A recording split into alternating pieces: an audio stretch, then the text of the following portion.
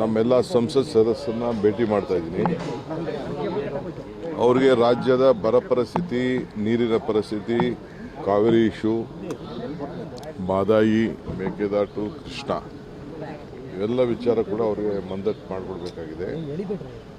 ಅನೇಕ ಪ್ರಾಜೆಕ್ಟ್ಗಳಿದೆ. ನಾನು ಮುಖ್ಯಮಂತ್ರಿ ಆದಮೇಲೆ ಎಲ್ಲ ನಮ್ಮ ಸಂಸತ್ ಸದಸ್ಯರು ಕೂಡ ಭೇಟಿ ಮಾಡಿ ಅವರು ಯಾವುದಾದ್ರು ವಿಚಾರವನ್ನು ಒಟ್ಟಿಗೆ ತೆಗೆದುಕೊಳ್ಬೇಕು ಅಂತೇಳಿ ಅವರು ಕೂಡ ಮನವಿ ಮಾಡ್ತಾ ಇದ್ದೀನಿ.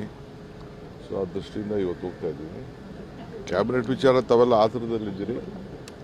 ಐ ಥಿಂಕ್ ಈ ವಾರದೊಳಗೆ ಕಂಪ್ಲೀಟ್ ನಾನು ಎಲ್ಲ ಎಕ್ಸೈಸ್ನ ಫೈನಲೈಸ್ ಮಾಡ್ತೀನಿ. Sir, you have called an important meeting of MPs in Karnataka. Yes, of course, we have to inform our MPs. For the first time after I became Chief Minister, I have called them.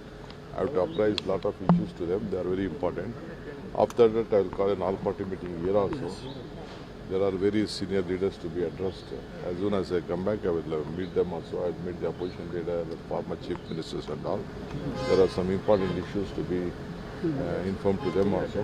I will do it. There is a continuous objection. Sir, there is a